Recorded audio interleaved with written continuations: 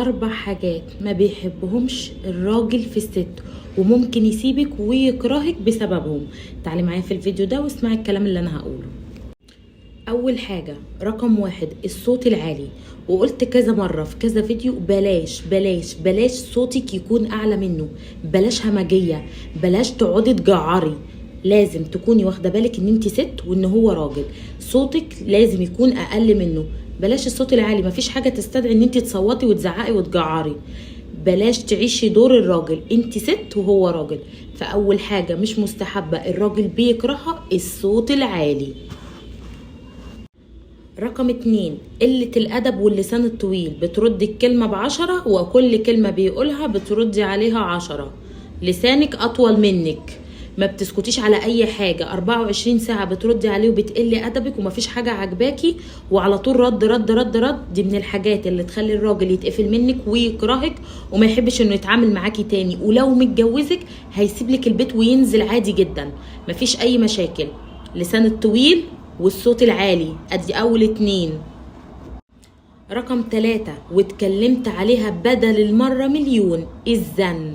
يعني ايه؟ يعني يبقى في الشغل مشغول ومطحون وطالع عين اهله عشان يجيب لك الفلوس ولا يجيب لك الحاجة اللي نفسك فيها، وانتي ما بتعمليش اي حاجة غير انك بتزني في الموبايل وقرفاه في عيشته. بلاش زن، مفيش حاجة تستدعي للزن.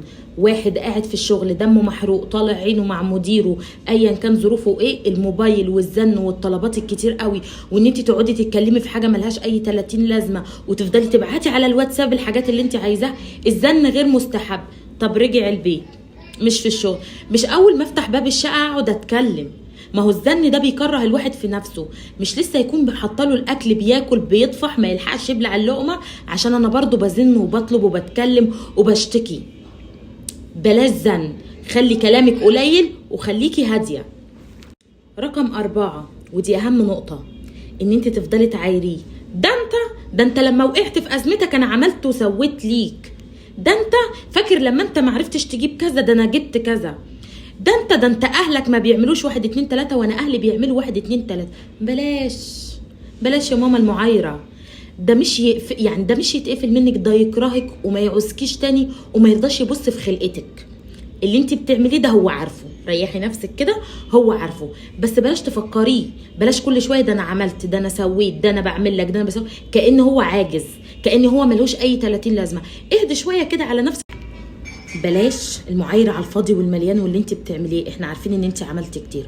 بلاش الصوت العالي، بلاش اللسان الطويل وقله الادب، بلاش الزن.